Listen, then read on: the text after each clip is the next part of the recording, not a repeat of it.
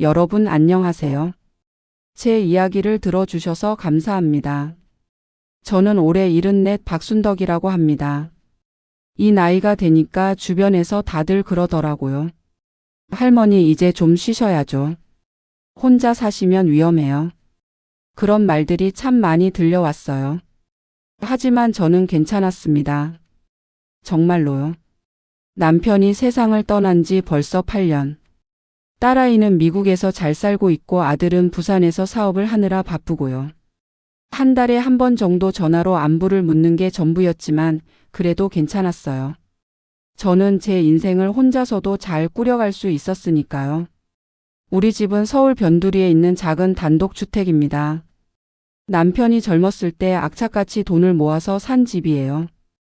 마당에는 제가 가꾼 장미꽃과 국화가 계절마다 피어나고 작은 텃밭에서는 상추며 고추며 제가 먹을 만큼은 기를 수 있었죠. 이웃들도 좋은 분들이었고 무엇보다 이 집엔 남편과의 추억이 가득했습니다. 그런데 작년 가을부터였어요. 허리가 아프기 시작한 게. 처음엔 그냥 나이 들어서 그런가 보다 했는데 점점 심해지더니 계단을 오르내리는 것도 힘들어졌습니다. 장도 보러 가야 하는데 무거운 걸 들기가 어려워졌어요. 엄마, 요양보호사 한 분 모셔요. 일주일에 몇 번이라도. 미국에 있는 딸 민정이가 화상통화로 걱정스럽게 말했습니다. 괜찮아, 내가 아직 그 정도는 아니야. 엄마, 고집 부리지 마시고요. 요즘 다들 그렇게 해요. 청소도 도와주고 밥도 해주고 그냥 말벗도 되어주고요. 돈이 얼마나 드는데? 제가 보낼게요. 엄마 그 집 혼자 사시는 것도 걱정인데 아프시기까지 하면 어떡해요. 딸의 목소리에 진심 어린 걱정이 묻어났습니다. 결국 저는 고개를 끄덕였어요. 혼자 사는 게 괜찮다고는 했지만 솔직히 말하면 외롭긴 했거든요. 하루 종일 말 한마디 안 하고 지내는 날도 많았으니까요.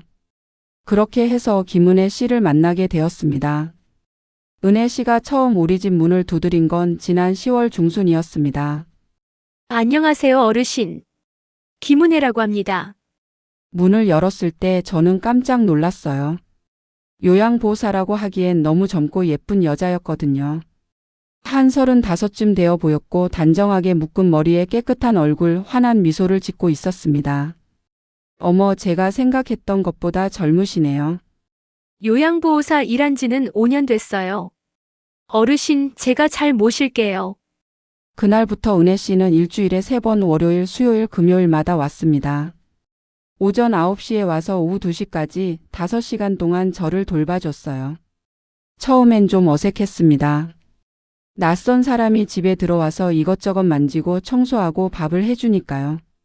하지만 은혜 씨는 정말 친절했어요. 어르신, 허리가 많이 안 좋으시다면서요? 제가 물리치료 보조 공부도 좀 했어요.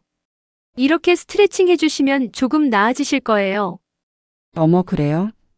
네, 제 어머니도 허리가 안 좋으셨거든요. 그래서 제가 관심이 많아요. 은혜 씨는 정말 꼼꼼했습니다. 집안 구석구석을 깨끗하게 청소해줬고 제가 좋아하는 음식이 뭔지 물어보더니 정성껏 만들어줬어요. 된장찌개에 생선구이, 나물 반찬들까지요. 어르신 혼자 사시니까 식사를 제대로 안 하시는 것 같아요. 이렇게 드셔야 건강하세요. 아이고, 고마워요. 제가 더 감사하죠. 어르신이 저를 믿고 집에 들여주셨잖아요. 그렇게 한 달쯤 지났을까요? 저는 은혜 씨가 정말 좋아졌습니다. 말도 잘 통하고 성격도 차분하고 무엇보다 저를 진심으로 대하는 것 같았거든요. 은혜 씨 얘기 들어보니까 아직 결혼도 안 했다면서요? 네, 아직이요. 젊고 예쁜 사람이 왜 결혼을 안 해요? 은혜 씨가 쓸쓸하게 웃었습니다. 인연이 없나 봐요. 제가 좋아했던 사람은 다른 사람한테 가버렸고요. 아이고, 그랬구나. 어르신은 남편분과 금슬이 좋으셨죠? 응, 좋았지. 우리 영감은 성격이 좀 까칠했지만 나한테는 잘해줬어. 평생 바람 한 번 안 피우고 술 담배도 안 하고 돈 벌어다가 다 나한테 줬지. 부러워요. 저도 그런 사람 만나고 싶어요. 우리는 그렇게 여러 이야기를 나눴습니다. 은혜 씨는 제 이야기를 진심으로 들어줬어요. 젊었을 때 시집살이가 얼마나 힘들었는지, 아이들 키우느라 얼마나 고생했는지, 남편이 세상 떠났을 때 얼마나 슬펐는지. 그런 이야기들을 누군가에게 하니까 마음이 한결 가벼워지는 것 같았습니다. 어르신, 그런데 혹시 자녀분들은 자주 오세요? 아니, 멀리 있어서. 딸은 미국에 있고 아들은 부산에 있어. 자주 연락은 하시고요? 한 달에 한 번? 애들도 바쁘니까. 그렇구나. 어르신 외로우시겠어요. 괜찮아, 이젠 익숙해. 은혜 씨가 제 손을 꼭 잡았습니다. 어르신, 제가 자주 올게요. 혼자 계시지 마시고 필요한 거 있으면 언제든 전화하세요. 그때 저는 정말 눈물이 날 뻔했어요. 이렇게 저를 걱정해주는 사람이 있다는 게 그게 너무 고마웠거든요. 11월이 되자 날씨가 많이 추워졌습니다. 은혜 씨는 여전히 성실하게 왔고 저는 점점 그녀에게 의지하게 되었어요. 어르신, 보일러 상태가 안 좋은 것 같아요. 제가 아는 기사님한테 연락해서 한번 봐달라고 할까요? 그래요? 그럼 부탁해요. 네, 걱정 마세요. 제가 다 알아볼게요. 은혜 씨는 정말 모든 걸 챙겨줬어요. 보일러뿐만 아니라 새는 수도꼭지, 고장난 형광등, 심지어 마당에 낙엽까지 쓸어줬습니다. 어르신, 이 집 참 좋네요. 마당도 있고 햇빛도 잘 들고. 응, 우리 영감이 젊었을 때 고생해서 산 집이야. 혹시 명의가 어떻게 되세요? 내 명이지. 남편이 돌아가시고 나서 내 앞으로 다 넘겼어. 그렇구나. 자녀분들 명의로 하시는 건 어때요? 세금 문제도 있고. 아니야, 아직은 괜찮아. 내가 살아있는 동안은 내 명의로 두고 싶어. 그렇죠. 어르신 집이니까요. 그때는 그냥 친절한 조언인 줄만 알았습니다. 이제 와서 생각해보면 그때부터 이미 시작이었던 거죠. 12월 초 은혜 씨가 갑자기 울면서 왔어요. 어르신, 죄송해요. 오늘 감정 조절이 잘 안 되네요. 어머, 무슨 일이야? 아버지가 돌아가셨어요. 어머나. 저는 깜짝 놀라서 은혜 씨를 안아줬습니다. 그녀는 제 품에서 한참을 울었어요. 갑자기 쓰러지셔서 병원에 가는 길에 돌아가셨대요. 심근경색이래요. 아이고, 얼마나 놀랐어. 장례는 어떻게 치르려고? 장례식장에서 3일장으로요. 근데 돈이 많이 들어서 제가 지금 돈이 별로 없어요. 얼마나 필요한데? 한 500만 원 정도요. 근데 제가 어떻게 그 돈을... 저는 잠깐 망설였습니다. 500만 원은 적은 돈이 아니었거든요. 하지만 은혜 씨가 그동안 저를 얼마나 잘 돌봐줬는데요. 이럴 때 도와주는 게 인간의 도리 아닌가요? 은혜야, 내가 빌려줄게. 어르신, 정말요? 응, 괜찮아. 나중에 천천히 갚으면 돼. 어르신 감사합니다. 정말 감사해요. 은혜 씨는 다시 한번 울었습니다. 저는 그날 은행에 가서 500만 원을 찾아 은혜 씨에게 줬어요. 그녀는 정말 고마워하며 꼭 갚겠다고 약속했습니다. 며칠 후 은혜 씨가 장례식장 사진을 보여줬어요. 아버지 영정 사진도 있었고 조화도 많이 놓여 있었습니다. 어르신 덕분에 아버지 장례 잘 치렀어요. 정말 감사해요. 괜찮아, 그런 일은 당연히 도와줘야지. 어르신은 정말 저한테 가족 같아요. 친어머니보다 더 잘해주세요. 그 말을 듣고 저는 정말 기뻤습니다. 제가 누군가에게 필요한 사람이 되었다는 것, 그게 이렇게 행복한 일인지 그때 처음 알았어요. 그런데 12월 중순쯤부터 이상한 일이 생기기 시작했습니다. 어르신, 아까 누가 다녀갔어요? 은혜 씨가 물었어요. 저는 아무도 오지 않았는데 이상하다고 생각했습니다. 아무도 안 왔는데? 아, 그래요? 제가 오면서 보니까 마당에 발자국이 있는 것 같아서요. 그냥 동네 고양이겠지. 그런가? 그래도 조심하세요. 요즘 독거노인 대상 범죄가 많대요. 며칠 후 또 이상한 일이 있었습니다. 제가 분명히 거실 탁자 위에 놓아둔 통장이 서랍 안에 있는 거예요. 이상하네. 내가 여기 놓지 않았는데. 어르신, 건망증 있으세요? 나이 드시면 다들 그래요. 그런가? 저도 나이가 드니까 건망증이 생긴 줄 알았어요. 하지만 뭔가 찝찝한 기분이 들었습니다. 그러던 어느 날 이웃집 윤경자 할머니가 찾아왔어요. 윤 할머니는 저보다 2살 위로 이 동네에서 제일 오래 사신 분입니다. 순덕아, 너희 집에 요양보호사 온다며? 응, 일주일에 3번 와. 그 사람 믿을만해? 응, 왜? 되게 잘해줘. 윤 할머니가 심각한 얼굴로 말했습니다. 저번 주에 말이야, 내가 시장 갔다가 돌아오는데 내 집 앞에 수상한 남자가 서 있더라고. 남자? 응, 30쯤 되어 보이던데 내 집을 계속 쳐다보고 있어서 내가 누구냐고 물으려고 했는데 내가 오는 걸 보더니 휙 가버리더라고. 그냥 지나가는 사람 아니었을까? 그게 뭔가 이상했어. 그리고 말이야, 요즘 뉴스 봤어? 요양보호사 4층에서 독거노인 집에 들어가서 돈 훔쳐가는 사건 많다던데. 은혜 씨는 그런 사람 아니야. 정말 착한 애야. 그래도 조심해. 너 혼자 사는 거 다들 아는데 괜히 피해보지 말고. 윤 할머니의 말이 계속 신경 쓰였습니다. 그날 밤 잠이 잘 오지 않았어요. 혹시 은혜 씨가 정말 나쁜 사람은 아닐까?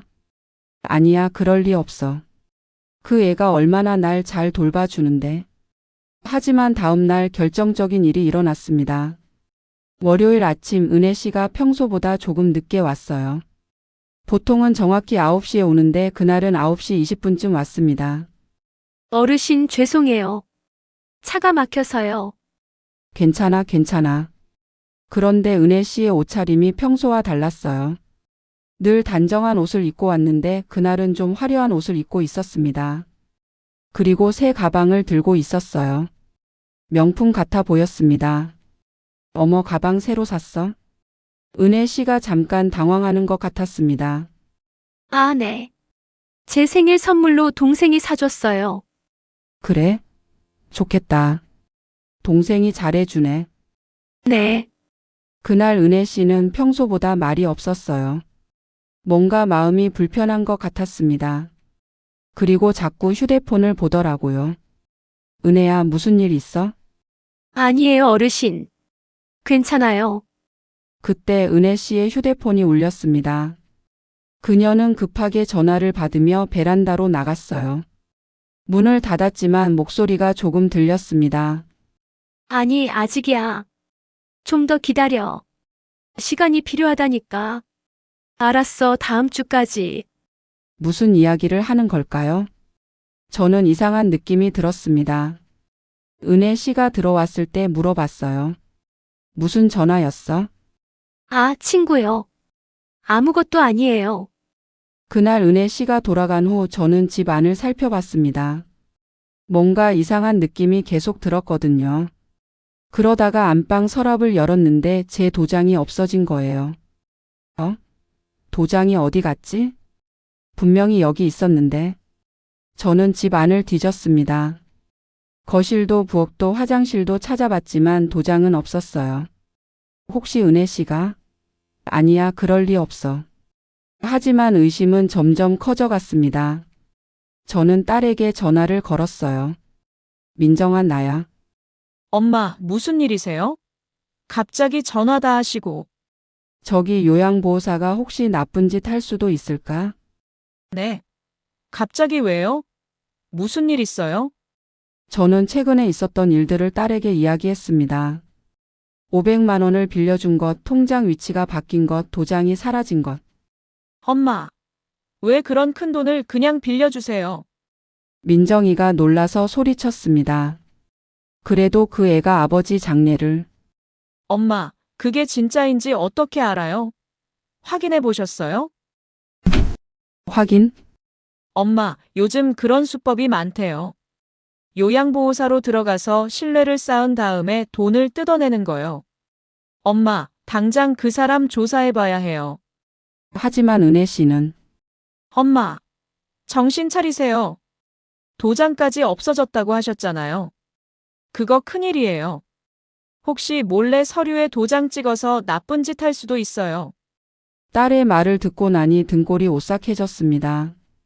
설마 정말 그럴까? 민정아, 그럼 어떡하면 좋아? 일단 제가 한국에 아는 사람한테 연락해 볼게요. 사설 탐정이라도 고용해서 그 요양보호사 신원 조회 좀 해봐야겠어요. 그리고 엄마, 절대로 그 사람한테 티내지 마세요. 일단 확인부터 해야 해요.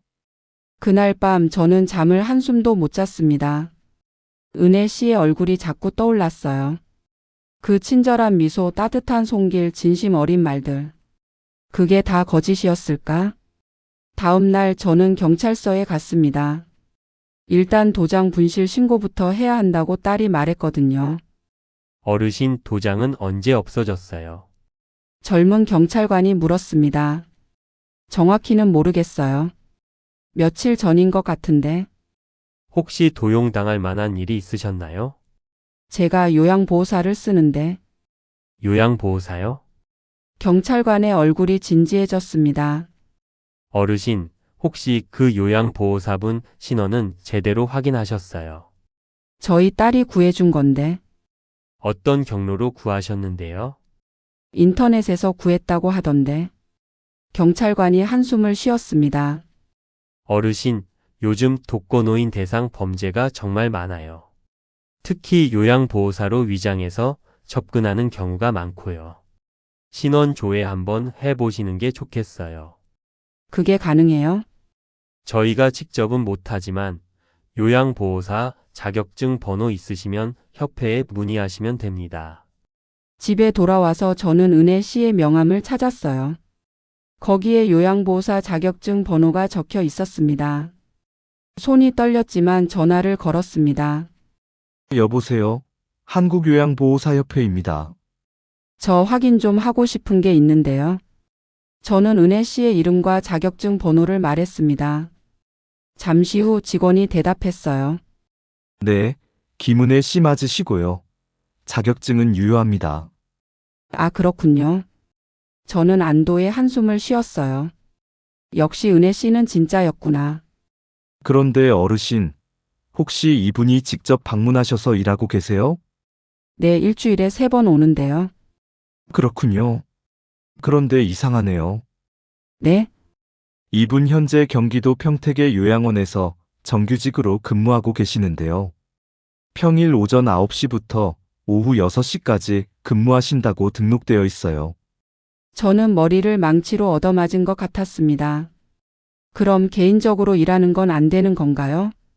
불가능하진 않지만 정규직으로 일하시면서 다른 곳에서도 일하시는 건 시간상 어려우실 텐데요. 혹시 문제가 있으신가요? 아, 아니에요. 확인만 하려고. 전화를 끊고 나서 저는 주저앉고 말았습니다. 은혜 씨가 평택 요양원에서 일하고 있다고요? 그럼 저희 집에 오는 사람은 누구죠? 손이 부들부들 떨렸습니다.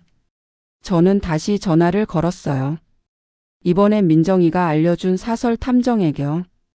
여보세요. 탑 조사사무소입니다. 저 사람 좀 조사해 주실 수 있나? 네, 어떤 경우신가요? 저는 모든 걸 이야기했습니다. 탐정은 침착하게 들더니 말했어요. 어르신, 일단 확실한 건 그 사람이 본인 명의가 아니라는 거네요. 아마 다른 사람의 자격증을 도용했을 가능성이 큽니다. 저희가 며칠만 조사해 보겠습니다. 그동안 절대로 티내지 마시고 평소처럼 행동하세요. 네, 알겠습니다. 그 다음 수요일 은혜 씨가 왔을 때 저는 최대한 평정심을 유지하려고 애썼습니다. 하지만 심장이 터질 것 같았어요. 어르신 안녕하세요. 오늘 날씨 정말 춥죠? 응, 그러게. 어르신 안색이 안 좋으신데 괜찮으세요?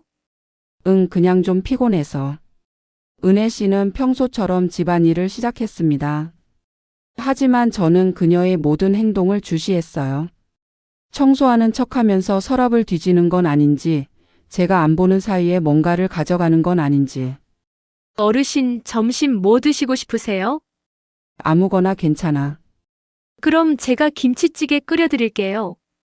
은혜 씨가 부엌으로 갔을 때 저는 그녀의 가방을 살짝 들여다봤습니다. 가방이 반쯤 열려 있었거든요. 그 안에 제 도장이 보였어요. 심장이 쿵 내려앉았습니다. 정말이었어요. 은혜 씨가 제 도장을 가져간 게. 어르신, 찌개 다 됐어요. 저는 황급히 자리로 돌아왔습니다. 은혜 씨가 상을 차려주며 환하게 웃었어요. 그 미소가 이제는 너무나 섬뜩하게 느껴졌습니다. 어르신, 요즘 컨디션이 안 좋으신 것 같아요. 병원 한번 가보시는 게 어때요? 괜찮아, 그냥 날씨 때문인 것 같아. 그래도 큰 병원에서 정밀 검사 받아보세요. 제가 좋은 병원 알아요. 제가 같이 가드릴게요. 왜 자꾸 병원에 가라고 할까요? 저는 점점 더 불안해졌습니다. 점심을 먹은 후 은혜 씨가 말했어요. 어르신, 제가 오늘 일찍 가봐야 할 것 같아요. 개인적인 일이 좀 생겨서요. 그래, 괜찮아. 다음 주 금요일에 올게요. 그때까지 잘 계세요. 은혜 씨가 나간 후 저는 바로 탐정에게 전화했습니다. 어르신, 저희가 조사한 내용이 있습니다. 직접 만나서 말씀드리는 게 좋겠어요. 지금 오실 수 있어요? 네, 1시간 후에 가겠습니다. 1시간이 마치 하루처럼 길게 느껴졌습니다. 드디어 탐정이 도착했어요. 40대쯤 되어 보이는 남자였는데 손에 두툼한 파일을 들고 있었습니다. 어르신, 앉으세요. 천천히 설명드리겠습니다. 탐정이 파일을 펼쳤습니다. 거기엔 여러 장의 사진과 서류들이 들어 있었어요.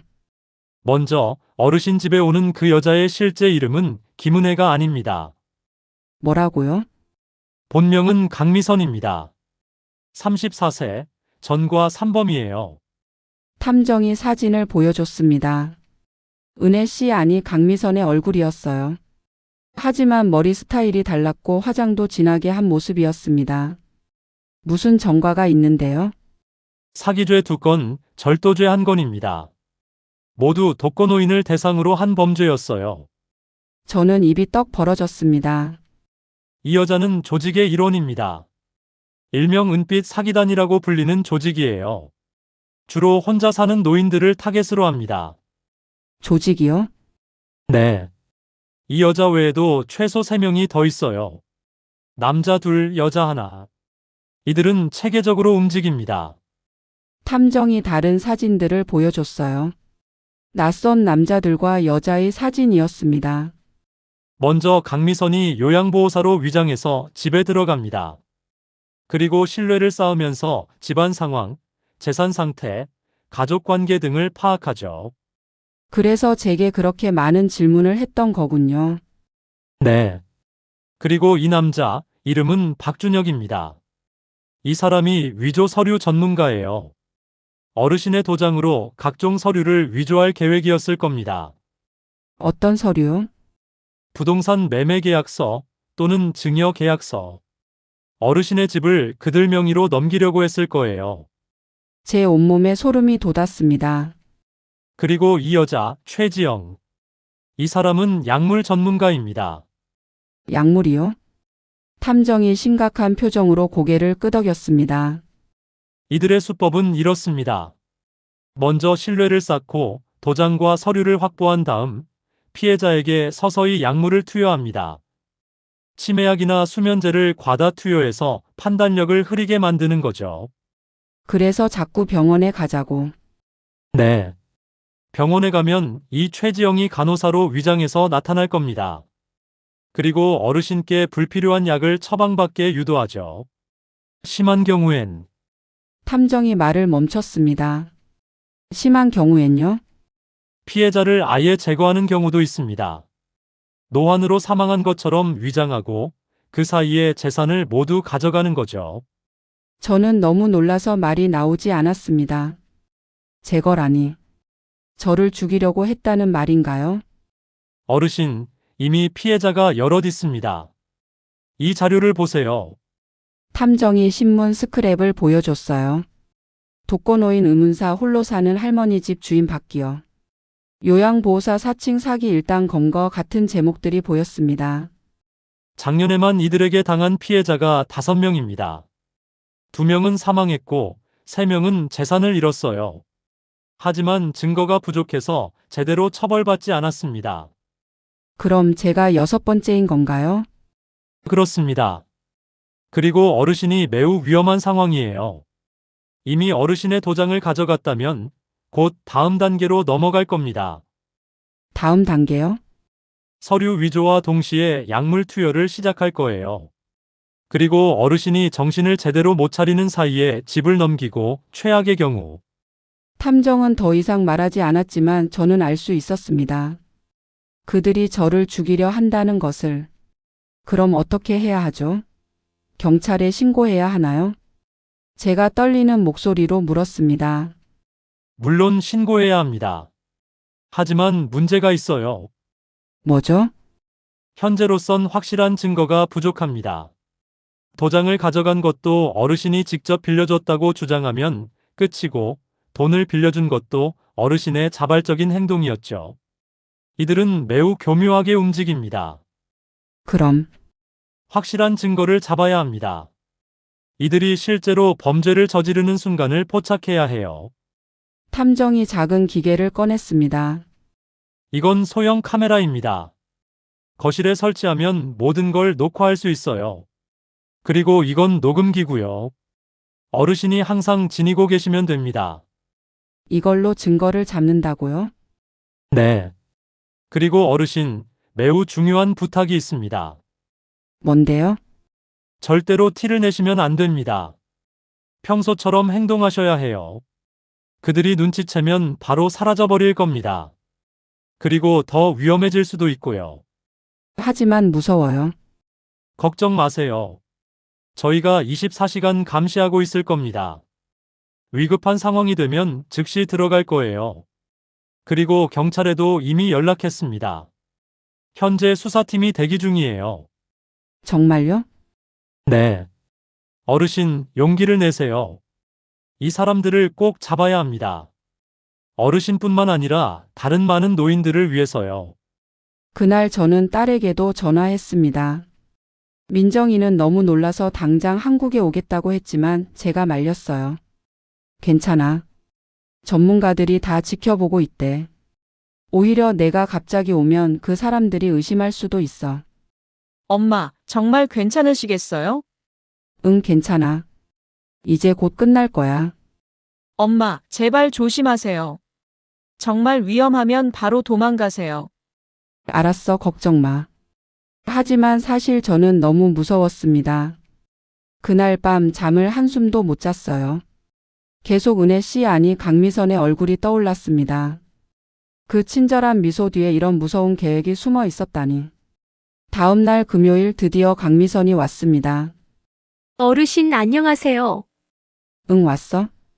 저는 최대한 평소처럼 행동하려고 했습니다. 하지만 손이 계속 떨렸어요. 어르신 떨리세요? 추우세요? 응, 좀 추운 것 같아. 보일러 온도 올릴게요. 그리고 어르신, 오늘 좋은 소식이 있어요. 좋은 소식? 강미선이 활짝 웃었습니다. 제가 빌렸던 돈 말이에요. 다 갚을 수 있게 됐어요. 정말? 네. 아버지 보험금이 나왔거든요. 다음 주에 꼭 갚아드릴게요. 정말 감사했어요, 어르신. 거짓말이었습니다. 탐정이 알려줬어요. 아버지 장례식 자체가 가짜였다고. 빌려간 사진들은 다른 장례식장에서 몰래 찍은 거였대요. 그래, 괜찮아. 천천히 갚아도 돼. 어르신은 정말 좋으신 분이에요. 저희 어머니 같아요. 강미선이 제 손을 잡았습니다. 그 손이 얼마나 차갑게 느껴지던지. 어르신, 그런데 혹시 병원은 가보셨어요? 지난번에 말씀드렸잖아요. 아니, 아직. 다음 주 월요일에 제가 모시고 갈게요. 제가 아는 병원 있거든요. 거기 선생님이 노인 질환 전문이에요.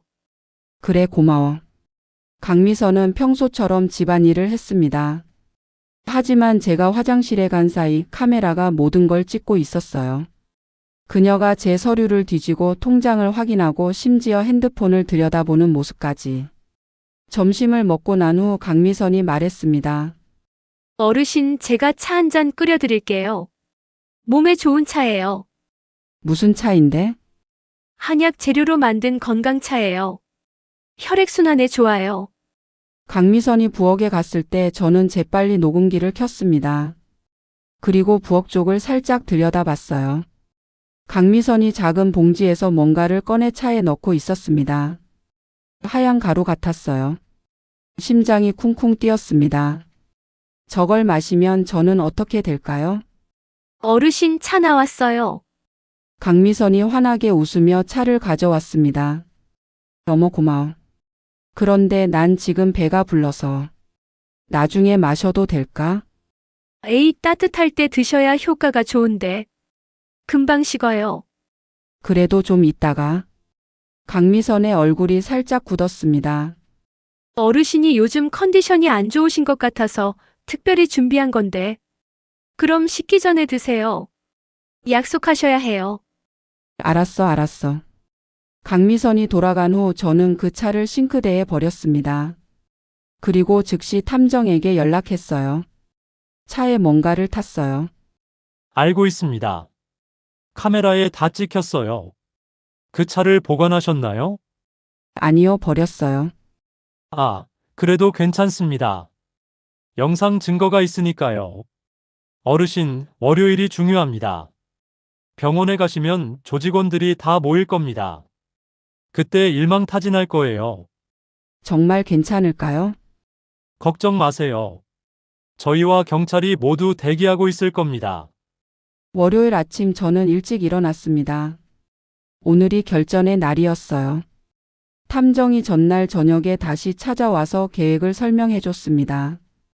어르신, 오늘 병원에 가시면 그들이 본격적으로 움직일 겁니다. 아마 어르신께 강한 진정제나 수면제를 처방받게 하려고 할 거예요. 그리고 그 사이에 어르신 집에 공범이 들어와서 서류를 위조할 겁니다. 무서워요. 저희가 모두 지켜보고 있을 겁니다.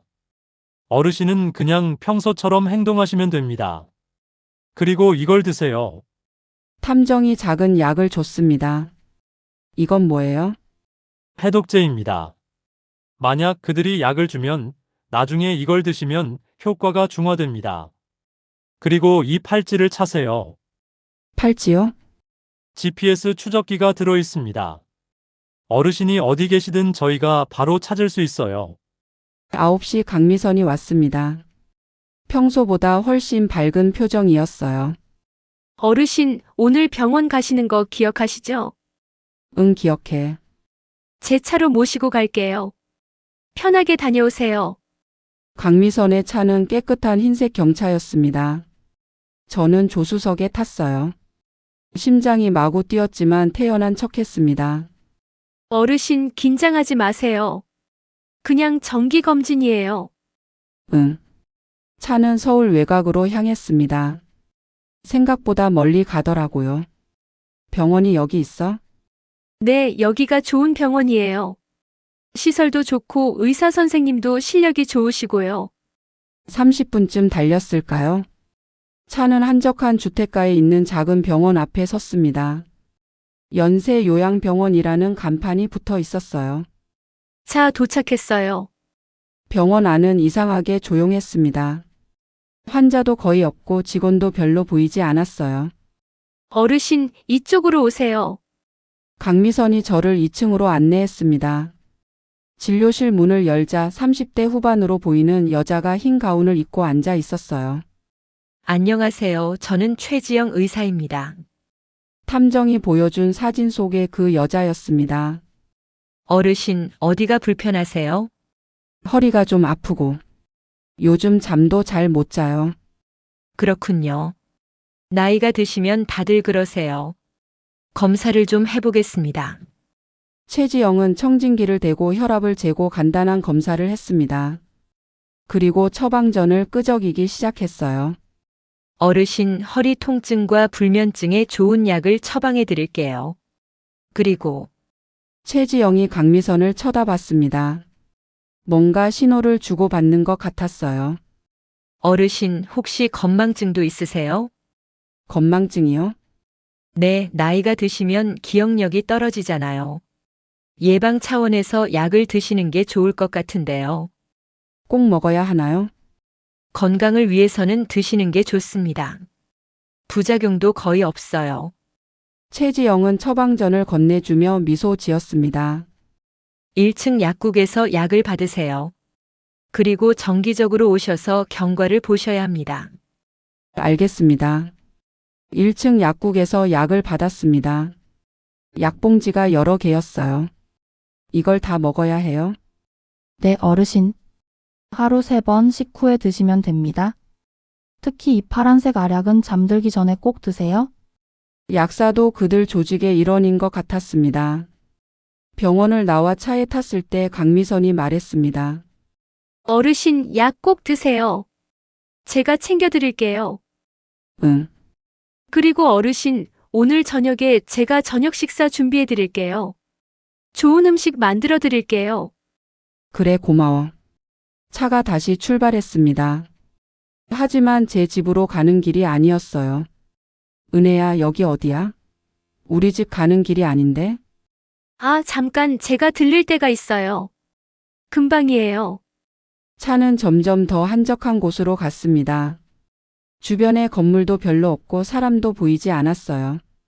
저는 점점 더 불안해졌습니다. 혹시 여기서 나를? 은혜야, 나 무서운데? 괜찮아요, 어르신. 금방이에요.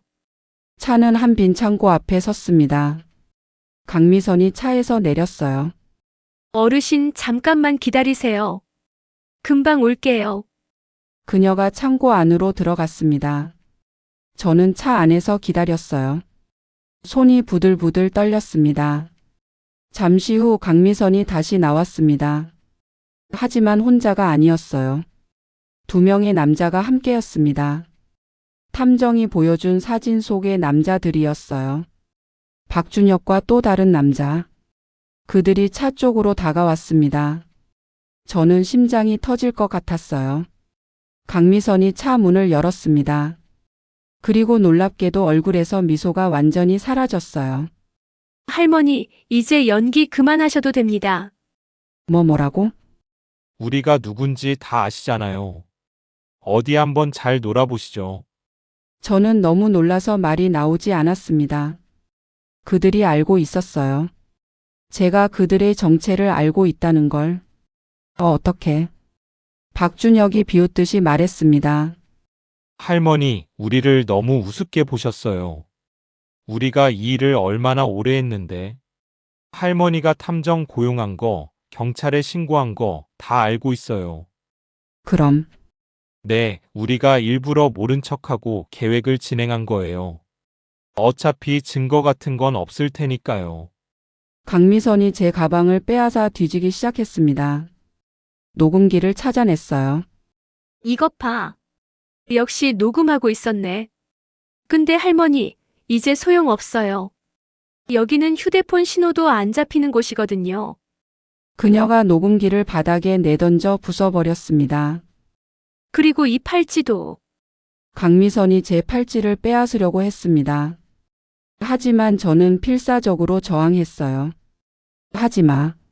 할머니, 이제 순순히 협조하세요. 안 그러면 더 아플 거예요. 박준혁이 제 팔을 세게 붙잡았습니다. 아팠지만 저는 계속 버텼어요. 놔줘. 에이, 할머니.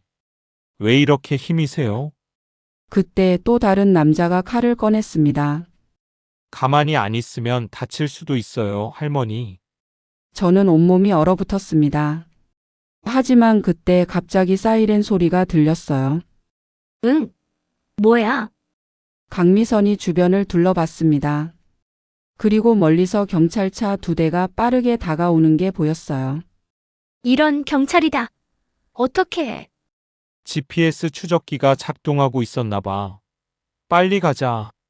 박준혁이 소리쳤습니다. 하지만 이미 늦었어요. 경찰차들이 창고 입구를 막아섰고 경찰관들이 우르르 내렸습니다. 움직이지 마. 다들 그 자리에 서. 탐정도 함께 왔어요. 그가 저를 향해 걱정스러운 눈빛을 보냈습니다. 어르신 괜찮으세요? 네, 괜찮아요. 강미선이 도망치려고 했지만 여자 경찰관이 재빨리 그녀를 붙잡았습니다. 놓으라고. 강미선, 당신을 사기, 절도, 그리고 살인미수 혐의로 체포합니다. 살인미수라고. 우린 아무것도 안 했어. 병원에서 처방한 약, 그리고 차에 탄 약물 모두 증거로 확보했습니다. 당신들이 이 어르신을 해치려 했다는 충분한 증거가 있어요. 박준혁과 다른 남자도 체포되었습니다. 그들은 발버둥 쳤지만 소용없었어요. 경찰이 저를 안전한 곳으로 데려갔습니다. 구급차도 와 있었어요. 어르신, 일단 병원에 가서 검진 받으시는 게 좋겠습니다. 저는 괜찮아요. 정말로요. 그래도 혹시 모르니까요. 탐정이 제 옆에 앉았습니다.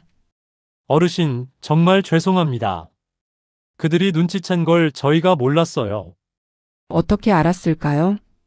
아마 병원 가는 길에 미행을 발견했거나 아니면 조직 내부에 정보원이 있었을 거예요.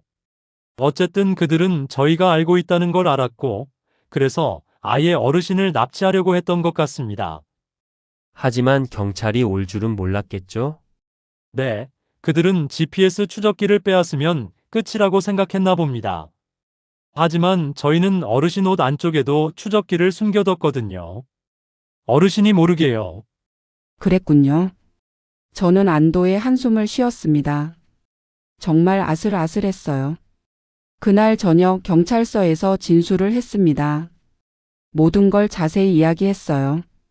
강미선이 처음 왔을 때부터 500만 원을 빌려준 것, 도장이 없어진 것, 병원에 간 것까지. 어르신 정말 용감하셨습니다. 어르신 덕분에 이 조직을 일망타진할 수 있었어요. 형사가 말했습니다. 다른 피해자는 없나요? 있습니다. 저희가 확인한 바로는 최소 5명이 더 있어요. 어르신처럼 운이 좋지 않았던 분들이요. 이미 재산을 다 빼앗긴 분들도 있고. 그분들은 어떻게 되신 거예요? 형사가 잠시 말을 멈췄습니다. 2분은 안타깝게도 돌아가셨습니다. 약물 과다 투여로요. 저는 가슴이 철렁했습니다. 제가 조금만 늦었어도 저도 그렇게 되었을 거예요. 다음 날 사건이 뉴스에 나왔습니다. 토건노인 대상 전문 사기단 검거. 요양보호사로 위장해 신뢰를 쌓은 뒤 재산 탈취, 심지어 살해까지. 아나운서가 엄숙한 목소리로 뉴스를 전했어요. 강미선과 그 조직원들의 얼굴이 화면에 나왔습니다. 제 전화기가 쉴 새 없이 울렸어요. 딸 민정이, 아들 준호, 친척들, 이웃들 모두가 걱정하며 전화를 걸었습니다. 엄마, 뉴스 봤어요. 진짜 위험하셨잖아요. 민정이가 울먹이며 말했습니다. 괜찮아, 다 끝났어. 경찰이 잘 잡아줬어. 엄마, 제가 미국에서 당장 들어갈게요. 이제 혼자 계시면 안 돼요. 아니야, 괜찮아. 정말로 괜찮아. 엄마, 민정아, 엄마가 약하지 않아. 이번 일로 알았어. 엄마도 할 수 있다는 걸. 제 목소리에는 이상하게 힘이 들어가 있었습니다. 정말로 그랬어요. 이번 일을 겪으면서 저는 제가 생각했던 것보다 훨씬 강한 사람이라는 걸 알게 되었거든요. 며칠 후 경찰에서 다시 연락이 왔습니다. 어르신, 좋은 소식이 있습니다. 그들의 아지트를 찾았어요. 아지트요? 네, 거기서 여러 증거들을 확보했습니다. 위조 서류들, 훔친 도장들, 약물들, 그리고 다른 피해자들의 정보도 있었어요. 그럼 다른 피해자분들도 도울 수 있는 건가요? 네, 이미 연락을 시작했습니다. 그리고 어르신, 한 가지 더 말씀드릴 게 있어요. 뭔데요? 어르신이 빌려주신 500만 원 찾았습니다. 그들이 아직 쓰지 않고 보관하고 있었어요. 돌려드릴게요. 정말요? 네. 그리고 어르신께서 이번 사건 해결에 큰 도움을 주셨기 때문에 시에서 표창장을 수여하기로 했습니다. 표창장이요? 네, 용감한 시민상입니다. 일주일 후 저는 시청에서 열린 시상식에 갔습니다. 시장님이 직접 표창장을 주셨어요. 박순덕 어르신께서는 개인의 위험을 무릅쓰고 범죄 조직 검거에 큰 도움을 주셨습니다. 어르신의 용기에 감사드립니다. 카메라 플래시가 터졌어요. 기자들이 질문을 쏟아냈습니다. 어르신 무섭지 않으셨나요? 무서웠죠. 하지만 그냥 당하고만 있을 수는 없었어요. 어떻게 용기를 내셨어요? 글쎄요, 제가 당했던 것처럼 다른 분들도 당하실까 봐요. 그게 더 무서웠어요. 앞으로 계획이 있으신가요? 저는 잠시 생각했습니다. 앞으로의 계획이요? 네. 비슷한 피해를 당하신 분들을 돕고 싶어요. 그리고 혼자 사시는 어르신들이 조심하실 수 있도록 제 경험을 나누고 싶어요. 2달 후 재판이 시작되었습니다. 저는 증인으로 출석했어요. 법정에서 강미선과 그 조직원들을 다시 봤습니다. 그들은 제수복을 입고 고개를 숙이고 있었어요. 증인 피고인 강미선이 어떤 식으로 접근했는지 말씀해 주시겠습니까? 검사가 물었습니다. 저는 차근차근 이야기했습니다. 강미선이 얼마나 친절했는지, 어떻게 신뢰를 쌓았는지, 그리고 어떻게 저를 속였는지. 저는 정말 그 사람을 믿었어요. 딸처럼 생각했죠. 외로웠거든요. 누군가 저를 걱정해주고 돌봐주는 게 너무 고마웠어요. 제 목소리가 떨렸습니다. 하지만 그건 다 거짓이었어요. 저는 그 사람에게 그냥 돈이었던 거죠. 아니, 돈보다도 못한 존재였어요. 법정이 조용해졌습니다. 그 사람들은 저를 죽이려고 했어요. 나이 많은 할머니 하나쯤 없애도 된다고 생각한 거죠. 아무도 신경 쓰지 않을 거라고. 제가 고개를 들어 강미선을 똑바로 쳐다봤습니다. 그녀도 저를 봤어요. 하지만 이번에는 제가 더 강했습니다. 하지만 틀렸어요. 저는 여기 있어요. 살아서 건강하게. 그리고 당신들의 범죄를 온 세상에 알리려고 여기 섰어요. 강미선의 눈에 눈물이 고였습니다. 하지만 저는 동정심이 들지 않았어요. 변호인이 반대 신문을 했습니다. 증인께서는 자발적으로 돈을 빌려주신 거 아닙니까? 네, 그랬죠. 그리고 요양보호사를 고용하신 것도 증인의 선택이었고요. 네, 그렇다면 피고인이 정확히 어떤 범죄를 저질렀다는 겁니까? 저는 침착하게 대답했습니다. 거짓말로 저를 속였어요. 아버지 장례라는 거짓말로 돈을 빌려갔고 요양보호사 자격을 도용했고 제 도장을 훔쳤고 제게 해로운 약물을 먹이려고 했고 그리고 저를 납치하려고 했죠. 이게 범죄가 아니면 뭡니까? 변호인이 말문이 막혔습니다. 검사가 다른 증거들을 제시했습니다.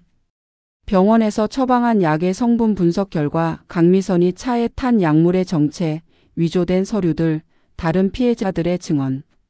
피고인들은 최소 5년간 20명 이상의 톡건호인을 대상으로 범죄를 저질렀습니다. 그중 2명은 사망했고 15명은 전 재산을 잃었습니다. 총 피해액은 35억 원에 달합니다. 검사의 말에 방청객들이 술렁였습니다. 이는 단순한 사기가 아닙니다. 조직적이고 계획적인 살인과 강도입니다. 피고인들에게 엄중한 처벌을 내려주시기 바랍니다. 강미선의 변호인이 최후 변론을 했습니다. 피고인 강미선은 어려운 가정 환경에서 자랐습니다. 아버지의 폭력, 어머니의 병. 돈이 필요했습니다. 하지만 방법을 몰랐어요. 그래서 잘못된 길로. 하지만 판사는 냉정했습니다. 피고인의 과거가 범죄를 정당화할 수는 없습니다. 피고인은 계획적으로, 반복적으로 가장 약한 사람들을 공격했습니다. 이는 용서받을 수 없는 범죄입니다. 판결이 내려졌습니다. 피고인 강미선, 살인미수, 사기, 절도, 약물 투여 등의 혐의로 징역 15년을 선고합니다. 피고인 박준혁, 동일한 혐의로 징역 12년을 선고합니다. 피고인 최지영, 동일한 혐의로 징역 13년을 선고합니다. 강미선이 울음을 터뜨렸습니다. 하지만 저는 아무 감정도 느껴지지 않았어요. 다만 안도감이 들었습니다. 이제 끝이구나. 여기까지입니다. 감사합니다. 꾸벅. 구독, 좋아요, 알림 설정 부탁합니다. 건강하세요.